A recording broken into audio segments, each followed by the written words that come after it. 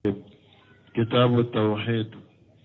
باب من الإيمان بالله الصبر على أقدار الله، وقول الله تعالى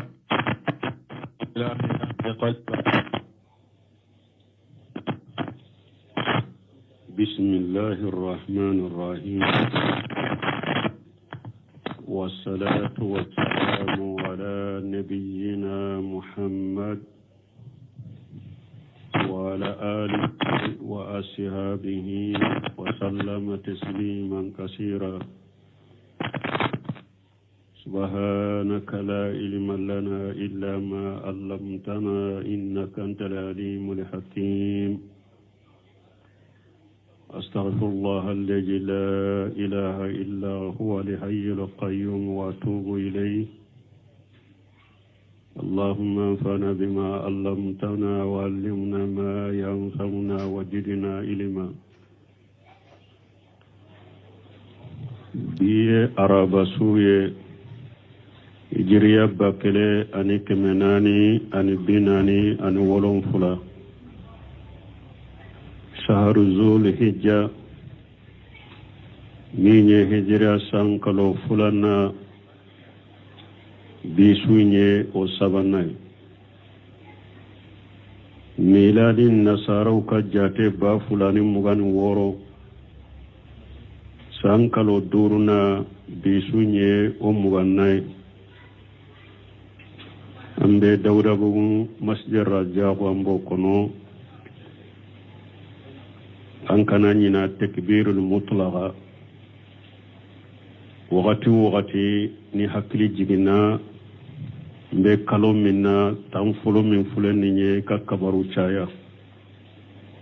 Allahu akbar, Allahu akbar, la ilaha illa Allah, Allahu akbar, walillahi alhamdu. Bi darasu be Shaykhul Islam الإمام محمد ابن عبد الوهاب أكا كتابو كونو كتاب التوحيد بوندا منا كباب من الإيمان بالله الصبر على أقدار الله. أكو باللي من يلا مانا لي من يدو دو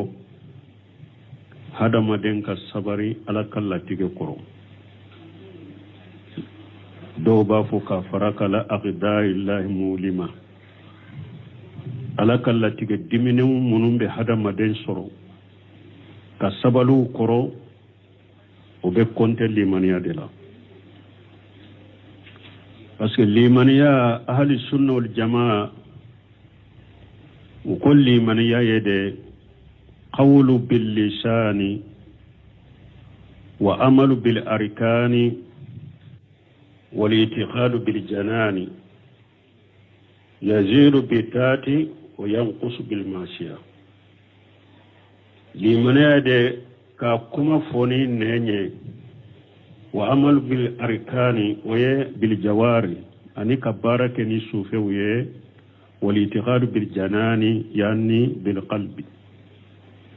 لمن يبي جيدني على بطوي أبن نغسني على سوسوي دونك السبالي باكونو. وهذا كتاب مبارك فلك منون فنون تاو بلو كتاب التوحيد بمنون بلو نياي نونون تيانة المستفيد شيخ صالح فوزان كتاب دي كونو. وهذا الكتاب المبارك نين كتاب بارك لمن فلن صنفه الشيخ في بيان التوحيد. الشيخ محمد بن عبد الوهاب أين كتابه ولاهي توحيد بانجلي دلا ومكملاته أني كومون بالتوحيد دفقوا فاني وفي بيان منفياته ومنقصاته أني كومون التوحيد تنيغونتا كو بانغاني أني كومون بالتوحيد نغاشي كو بانغاني. نين كتاب مؤلفه محمد بن وهاب نين كتاب يا ولا نين نونون دي parce que sabali baliya ala kala tige koro tawhidin naga silinde do donc ya do nin kitabu dilana tawhidi de kama ani ko munun be tawhidi dafa ani ko munun ni tawhidi te nyugonta ani ko munun be tawhidi naga shibolo kitabu wallahi la kanunun de bange asaburu nando na bunu semenu sarahula ako saburu fi luqati alhabus lugala saburu yemunye yeremina ki yeremina wa minhu qawluhum qutila sabura wadiatu arabu ka kumamna ku ye karasa faqa sabura kore munye ay mahabusa masura uye karasa mina ka faqa uye karafa mina ka jo ka faqa وفي الاستلاح يككما تقول حبس النفس على أشياء وأن أشياء سبنا يموني كي نمنا كودوكا أنك نمنا كبو كودولا وهو 3 أقسام سبلي أبتلا كتاتلا يروما صبري صبر على طاعة الله وصبر ماشية الله وصبر على أقدار الله المؤلمة ننشر ويروما على أقدار الله المؤلمة وفنا بتلا كتاتلا يروما صبر سبلي أبتلا كتاتلا يروما صبر الأول فلو صبر على طاعة الله كما قال تعالى وأمر أهلك بالصلاة واستبر عليها sabari kalite folo ka sabali ka alabato kinni sabali kinni mina alabato ka kalite folo ninde wadalla munye alako wa amuru ahlaka bisalati akoy ka demba ya nyamara ni salliye wastabir alaiha ikasabati sallika aniki ka demba ya infana ukasabati sallika donc hada maden ka salli ويدك كالصبري كالبطو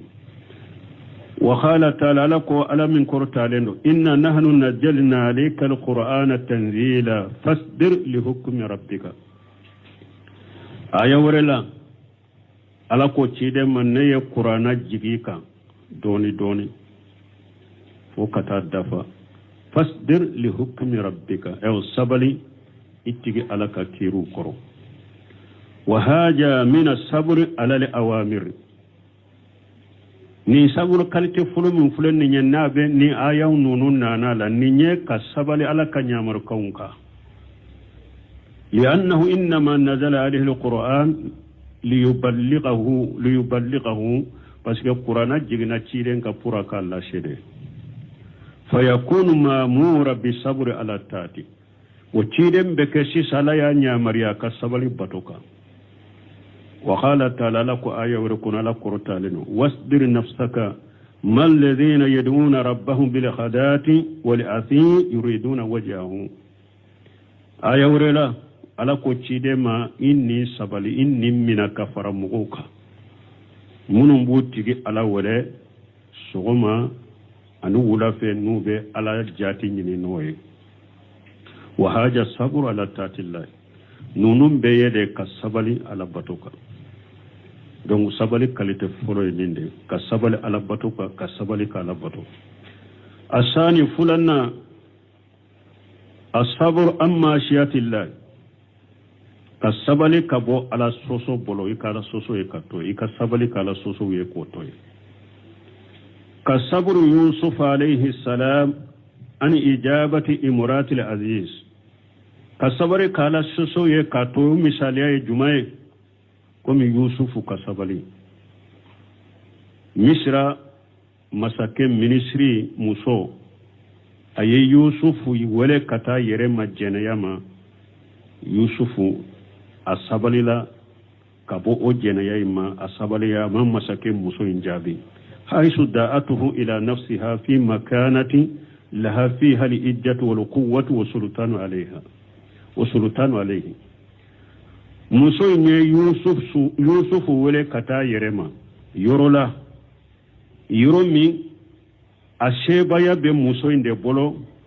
wal quwwatu fanga be muso inde bolo yorola wa sultanu alayhi ewa she ani marali be muso inde bolo yusufu ko yorola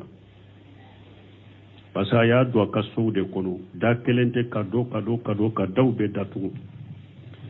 aye yusufu wele kata yerema yoromi yoroyi bonya be ewa muso inde bolo o yorola fanga be muso inde bolo o yorola mara be muso inde bolo yusufu ko yorola وما ذلك صبر نكفر نمبك يوسف صبرا وقال يوسف كو ربي السجن أحب إلي مما يدعونني إليه وإن لم تصرف عني كيدهن أصب إليهن وأكون من الجاهلين يوسف كنت على أكون نكدو كسولا وكدي نكتم فينك مسون نمبك كم ولا كتمنا جنيا nkabba ka jeneya ka nofi akindo kasola de o kadinye kateme nka fenka bake kin wole kataminna ala ni egere ma muso nka fere na ka dabali yele maka bonka be mele katama de ni nyo ke fana be ke jahili de fendu mbali ni nya kala nyinenke fa haja sabru amma shatillah ni nyeka sabali de أبو على سوسوما الثالث صبرنا الصبر على أقدار الله كي صبري على كلاتيك وكرو على بلاتيك منهم بوليك كي صبري وكرو قال تعالى على من كرو تعالى فاصبر لحكم ربك أكو تشيد صبري تيجي على كيروه على كيرو أدو بسك كينيا أمريكاني أدو بسك كي بالي فيجي فيدخل في هذه الآية حكم الله القدري ni aya min fulani ne alaka kirin min yalla tigaye o beshe kadwa kono wa minhu qawlu ta'ala abokono alaka kuma lamin koro ta'ala no fasdir kama sabara ulul azm min ar-rusul wala tastajil lahum ni ye sabali alaka latige ka alako cide ma sabali komi cide munun temena enye nu ye gele ya soro o kam manton fe uru sabali la chogo mi ifana ka sabali ko mu ka sabali chogo kana koroto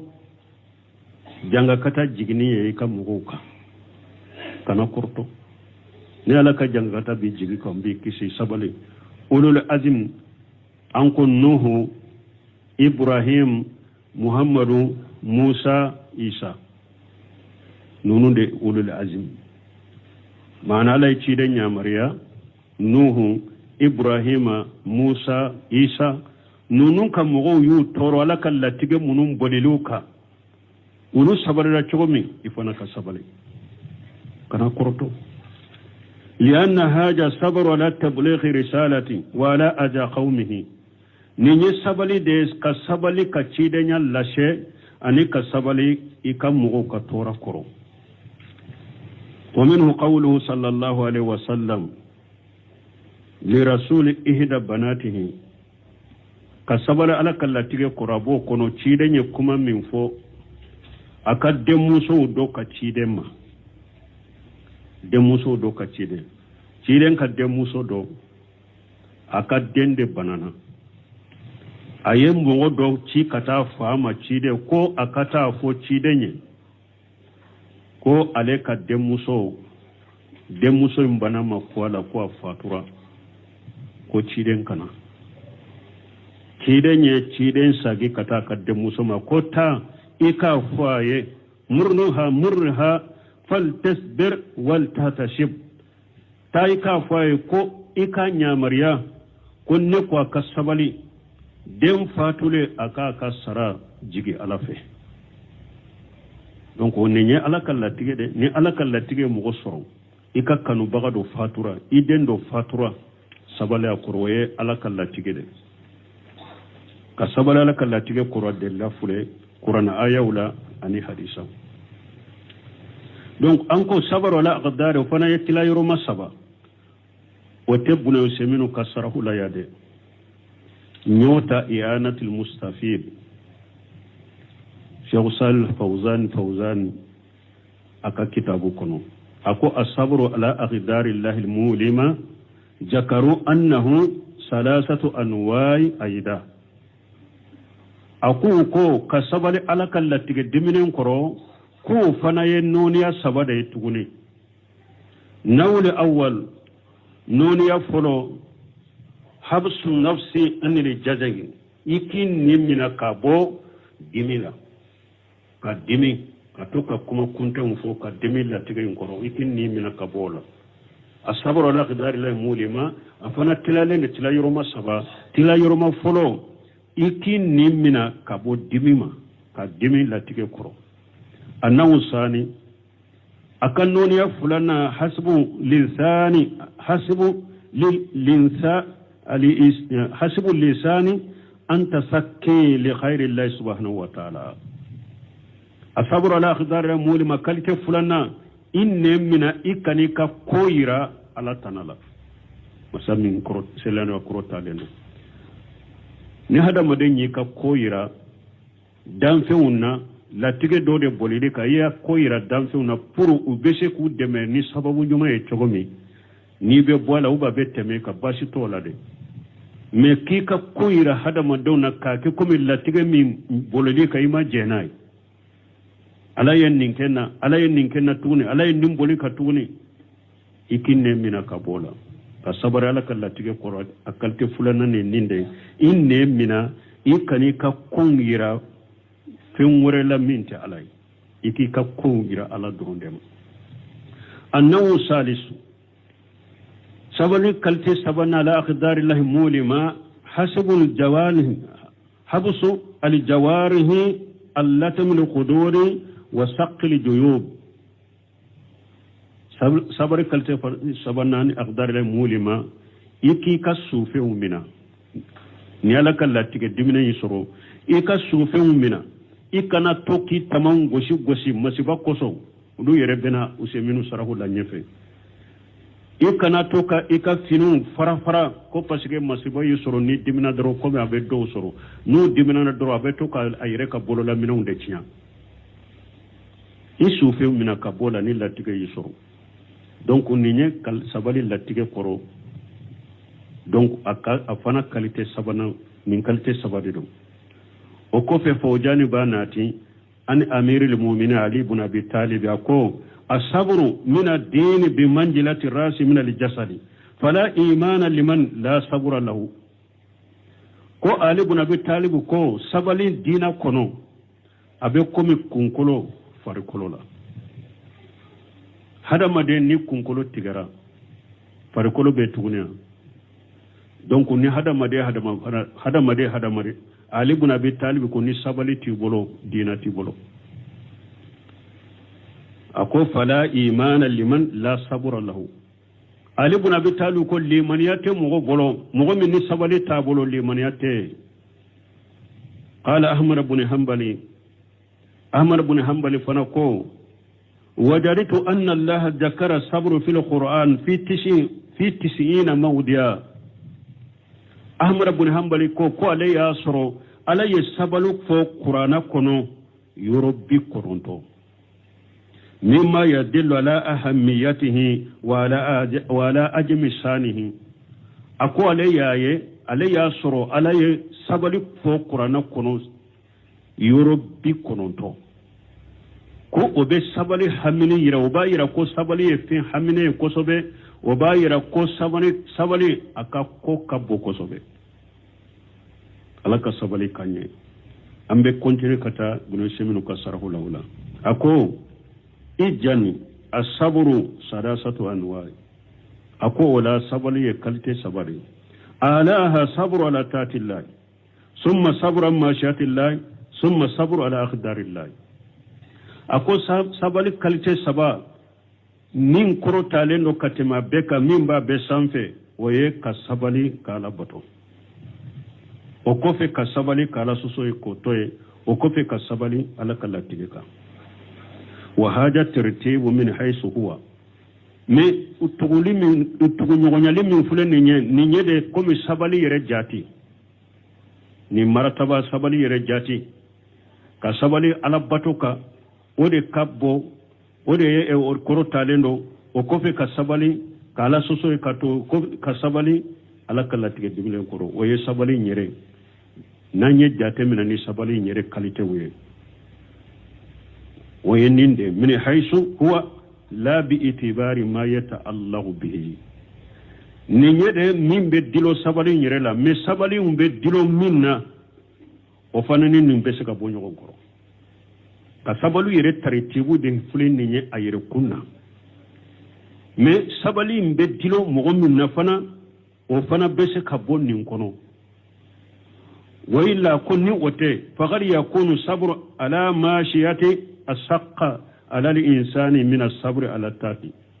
akon ni sabalu yere ka teretibu de folo mais sino ni wote sabaru be dilo mogo minna mogo do be se ka soro ale ka sabali ka bo ala sosoma ka yere mina ka bo ala sosoma o de be geleya ka kateme ka sabali ka la bato mogo te kelenya ni yoro la mogo do be ale ka sabali ka ala soso e ka toye o de ka geleya ma kateme ka sabali ka la bato misali la ija futina li insanu masala bi imratin jamilati ni mogo do fitina na ni muso cheni doye mogo do Allah jarabila ka fitina muso cheni do nofe tad'u la nafsiha fi makani qali muso imbake ka chen wole kata yere ma fana yoro la yoro minni mogo shite la yatallu alayhi illa Allah mogo shita ye o yoro la ni ala kilempe wute wa huwa arajulu sabun du sahawati bo ni mogo yin fana kede do akan nege fana kabo fa sabaru an hajihi limashiyat ewa nin funan kai nin mogo aleka sabari kan ni ala soso ye kotoye asaqu ma yakunu ala nufusi ude ye fengele may femmin be gele yanninka ni mogo sugu efitana na muso de nofe kala jaraba la kosobe muso in chekani muso ke ekelen wala yoro dola yoro mini foitiye ni alate eye fonan kay de fana nege tigi de fana nege kabo fana eki yere mina kabo ni muso ni ala sosoma ni nye fengele mbade ninka qad yusalli al insanu mi'ata rak'ati hada madendo besika sura besika arakan keme salli wa takunu ahwana alayhi min haja o ka noga ka katema ka yere bolo ni muso bolo ni hada maden sugu ninka arakan keme salli de o ka noga ma kateme aka ayere mina kabon nin ko suguma wa hadu yusabu al insanu bima shiyati hada maden besika la soso doke yakunu sabru alayha asaqqa min as-sabri ala tati aka sabari wala soso ye kotoye o be se ka geleya ka kateme ka sabali ala batuka hada madendo faqad yamutu lahu masala qaribun aw sadiqun aw ajijun alayhi jidda madu abake ka kuma nunu fam mo do be an ko sabali yere jate mina sabari yere ka wude marataba sabanye marataba foloye ka sabari ka ala bato marataba fulayne ka sabari ka la sufe kote marataba sabana ka sabari ala kala tike dibinen koro men nil la nyinite ko be dilo mogo munu mare mogo do be iba soro ale ka sabali ka bo ala sosola o ka gelama ka teme ka sabali ka la bato o misali ya fora musokona mogo do fana be وغير يصاب الإنسان بمصيبة مغفنة دوبي كالسبل مصيبة كرو وبيجل ياما كتمي كالسبل كالبطو أبينه فنا مثال يدفو فقد يموت له مثل قريب مغدو بي أكبر مسرو دوبي سكفاتو أو صديق وبي أتريدو أو أجيج عليه جدا ube mugo min kabba bolo kosobe فتجده باسر يتحمل من الصبر على هذه الماشيات مسقطا أجيمة يباسر ننتجي نيكو أكسبلي نم شبكرو وسبلي بجلياك كوسبه وسبلي ببنياك كوسبه كتمهري كسبلي كالابرو مغدو فنا بسكك نينشولا وبهذا أكون ننقصو يندفع الإيراد الذي يؤرده بعض الناس bon niye nin famu doro hada madon be kuma munun nati ika nin be ke sababu niye nunun famu doro bo kuma nunun nyoni wa yaqul hada maden do be sika foyima inna haja tartiba fihi najru aw fuleka sabali tugu na tugumite a korosili be nenare aw ko ka sabali kala bato ode kabona be o kofe ka sabali kala soso ko toy o kofe ka sabali ala kala tigel diminen koro mo do be se ka fo asikani korosili be nenare iz badul maasi yakunu sabru alayhi asaqqa min bari taati parce que tigi be se ka fusa ala soso do be ka sabali kunu ko toy o ka gele ka teme ala batu doka ka sabali ala batu doka wa kadhalika badul aqdar mo do be se ka fo la tigi do be yakunu sabru alayhi asaqqa ka sabru wala tigi koro o be se ka gele ya ka teme ka sabali ka ala batu ni mogo do yen ni fo afule kan interetibu min fule ken ni shika benena parce que mogo do be se ka ke ka sabari ala soso koro o ka gela makateme ka sabali kala bato mogo do be se ka soroe ka sabali masiba do koro o be se ka gela makateme ka sabali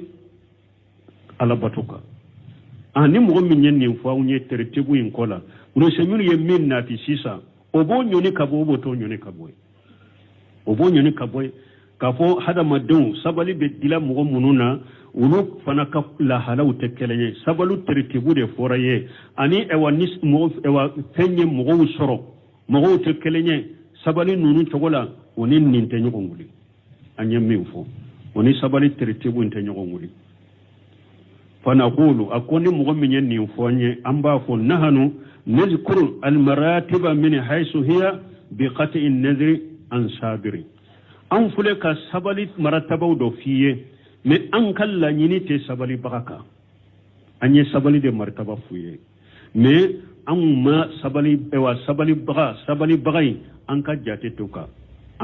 toka tertibu na jate be sabali nyere tertibu de ka mais sabali bagai ka kote parce que sabali baga nunu te kelen la halawla wa kana sabra la taati llahi a'la ka sabali ala bato ka munye o ke sabali daraja korota lenye li'annahu yatadamman ilijaman wa fi'ala parce que ni mo mi sabari la ala bato ka ko fula ba kono i yere bila ala bato ina ani fana ye ala bato inke ye yere bila ala bato ina ka sage ka ke fana ka ala bato wajibiya ka bili yere ka sage ka ke e ala batun bili yereka isagira kake ko fula fatuljimu nafsaka salatan fatusalli ibe salli bila yereka ibe salli wa sawma fatasum ube sum bila yereka ibe su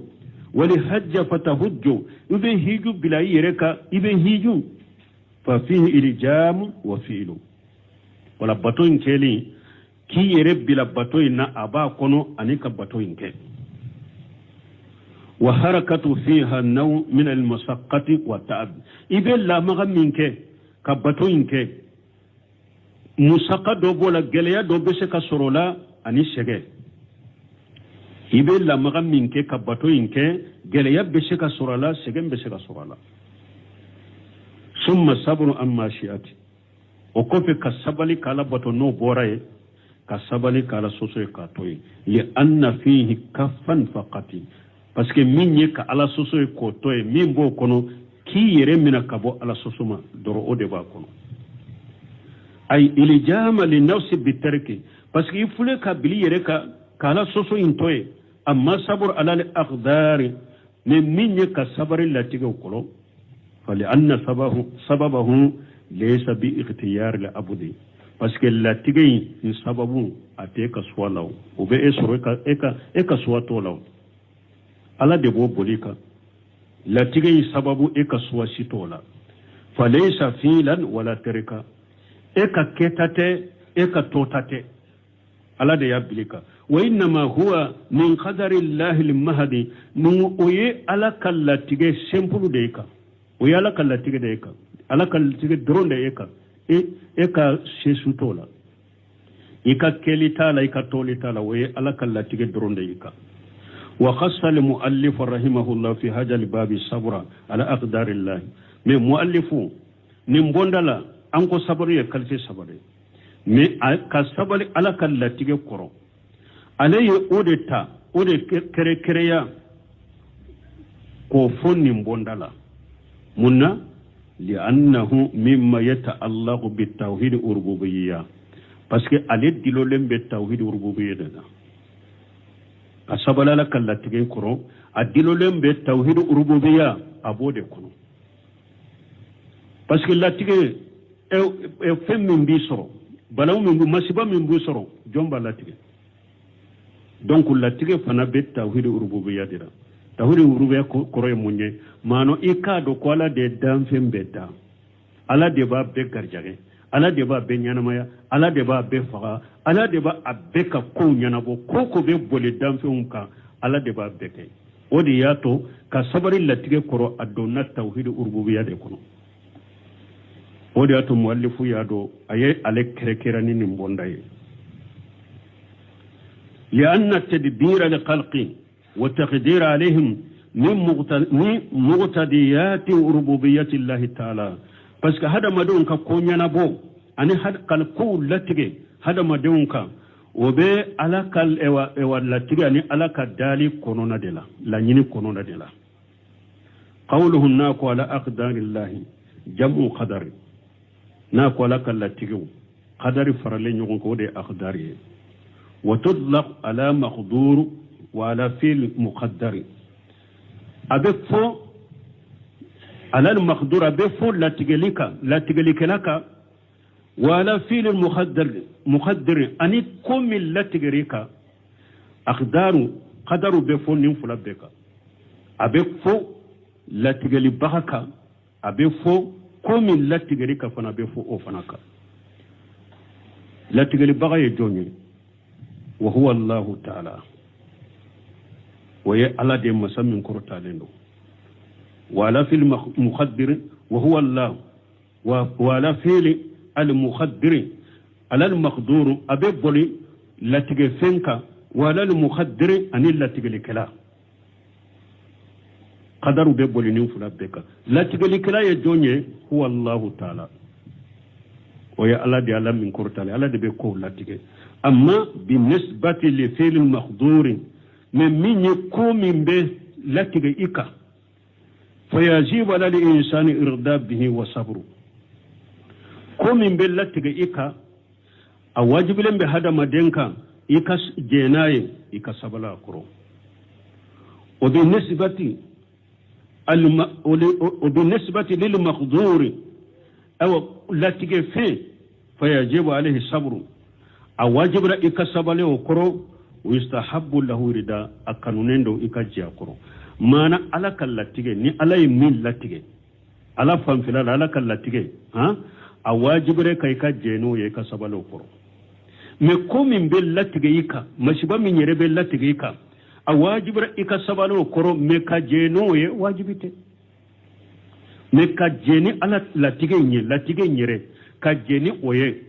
ka ewa kasabalo koro ka jeni oye wajibi da ika parce que an ko limana josen do yewe wan tumina bil qadari khairihi wa sharrihi ala kallatige nyere ika sabalo koro ka jeni oye wajibi ka me millati gerika ka sabalo koro ye wajibi me ka jeni oye wajibi te oye fen kanunende misalu jalika ako misala jumai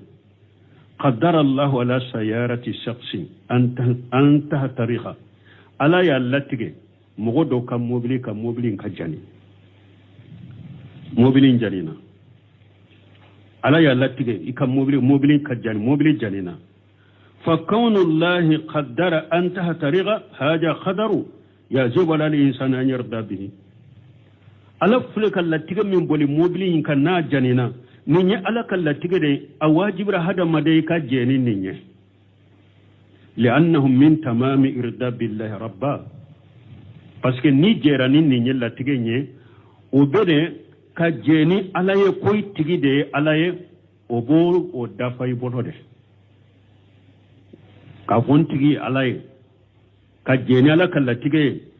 min tamami irda billahi rabba ka jeni alay ko tige alay abo dafa inde kono abo timeli de kono wa ma binisbati lil maqdur alladhi huwa ihtiraqu sayarati me la tige fe masiba min bolile ka minye mobili janiniye fa sabaru alayhi wajibu ika sabali okoro o yika wajibiye ورضا به مستحب ميكا جينو يفين كانون دوت واجبيكا ميكا جينا كا سبالي كا فوني على كلا تيجي كا سبالي نوي كا جيني ويه واجبي دي من كم موبلين جانيني من فلاني كا سبالي وكروي كا واجبي ميكا جينو واجبي تيكا فين كانون دو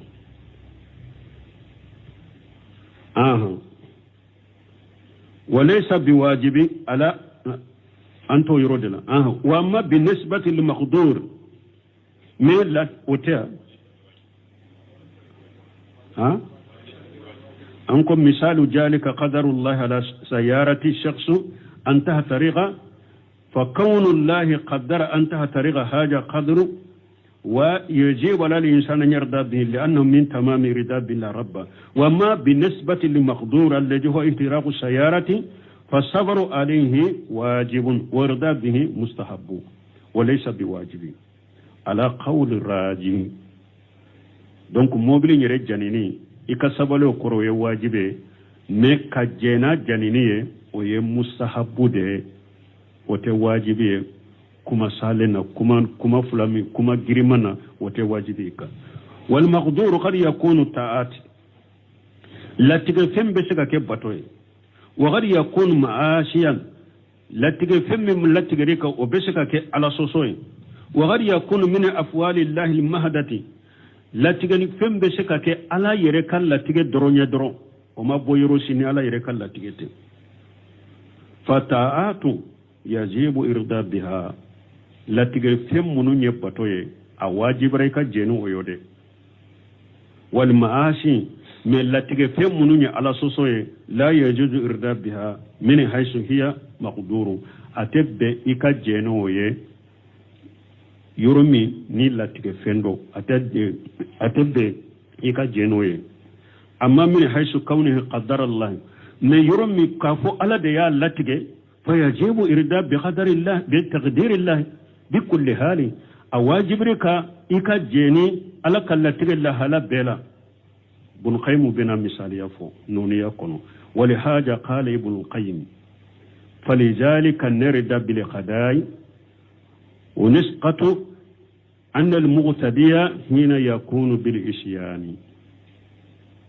ابن القيم كون نوني يكونو أكو أمبي جيني لاتيجي مي أمبي ديمي لاتيجي فين كورونا كيرا على سوسوري mana ni ala ya lattiga kanka sungalo su batoto yewa ka sabali ka sungalo su ani ka jeni sungalo in suni fana yi ka we wajibi de ni ma jeni sungalo in ka suni i banala ka nyamar kandoma i ala ka wajibi don nan kare wotea ka jeni ala bato ni lattige kera ala bato de ka jenai wajibi do ka jeni hijuwe wajibi do ka jeni sunye wajibi do ka jeni ewa jakabo we wajibi de me ni lattige fenkera ala soso de donc ite jeni ala soso nye mana ni ala ya lattige hada maden ka ye jeni yake yala ambe jena ka jena yawa lante jeni jena ya nya jena ya ambon na kariya da ambe dina ka jena ya korode me kafu ala ye jena ya lattiga ka ambe soma me ante jeni ya nyere parce que oui ala soso de ala ya lattige mo ka ye dolomi ala ye dolomi latigɛ min ka kan an bɛ jɛni ala ka latigɛ ala de ye ni dolomi latigɛ kan mais an tɛ jɛni a ka dolomi ɲɛ parce que o ye ala sɔsɔ dɛ faman nazara bi ayni al-khada'i wal khadari ni mɔgɔ min ye lajɛli kɛ ni latigɛ kow ɲɛnaboli ni latigɛ ɲɛ ye ila rajuli ka taa cɛ ma ya'malu ma'siyata cɛ min bɛ ala sɔsɔ kɛ fa alayhi irda a bɛ cɛ in k'a ka jɛni latigɛ min bolila k'a bɛ jɛni o ye li'anna Allah huwa alladhi qaddara haja parce que ala de ye latigɛ ni ko min n'a y'a kɛ ala de ye o latigɛ ko bola kan walahu hikmatu fi taqdirihi latigɛla ka fana ala ka kodɔn ni ala ka hikima bola a b'a ka hikima n'a ka kodɔn dɔ de b'a bolo o la latigɛ in bolili k'a tigi kan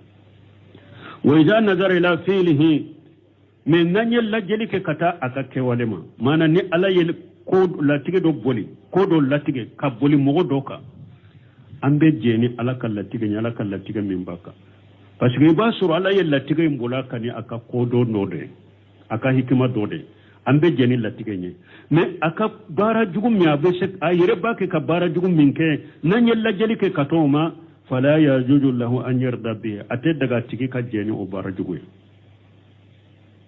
li'annahu mashi'atu parce que baara jugu ala sɔsɔ de do wa haja huwa al-farqu bayna al-qadari wal makhduri difference fulenin de latige ani latige fe o ka difference fulenin ne ja ko ibe jeni latige de parce que bora ala de fe ibe jeno ye mais latige fe na kera batoye ja ko ibe jena fanai mais na kera ala sosoy ite jeni ala sosoy ante jeni ala sosoy ibe jeni ni nyala ka latige ya latige kan yake ala ka latige de ro mais ala sosoy ko ni kana jeno ye ka sabato kare ibi ba umade donc faragu fulenin de latige ani femmi latige rika u faragu yeninde a wajibira ika jeni latige mil mil latige rika ni ala soso le kana jeno yede aha abe komi wakati seraya intese ka do aya nonun tafsir la o dresu bejo fana bi ambe dresu jo inshallah ni ala sonna ni salli temena donc ambe teme dresuka parce que dogo kunna tabedo salluka boli boli kono subhanaka allahumma rabbana bihamdika ashhadu an la ilaha illa anta astaghfiruka wa atubu ilayk أعوذ بالله من الشيطان الرجيم بسم الله الرحمن الرحيم كتاب التوحيد باب من الإيمان بالله الصبر على أقدار الله وقول الله تعالى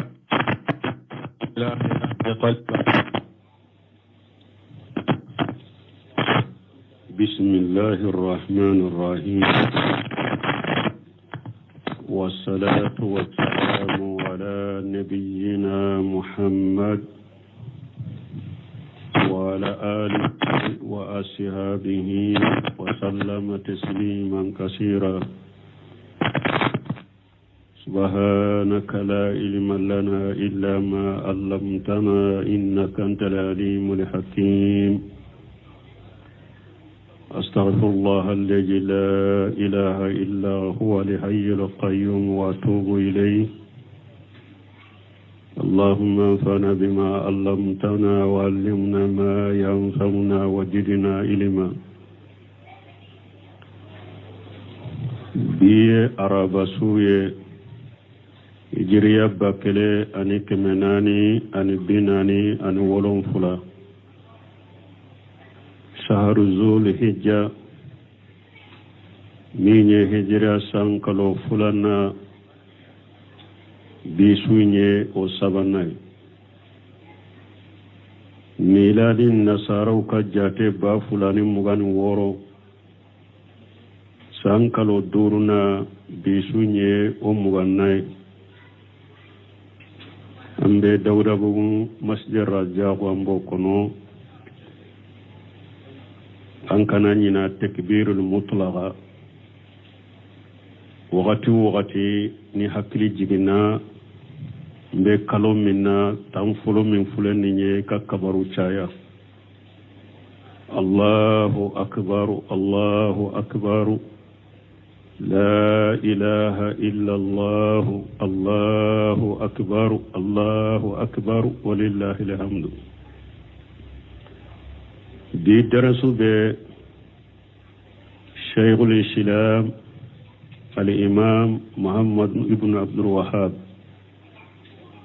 أكا كتاب كونو كتاب التوحيد بوندا منا باب من الإيمان بالله الصبر على أقدار الله أقوى باللي من يلا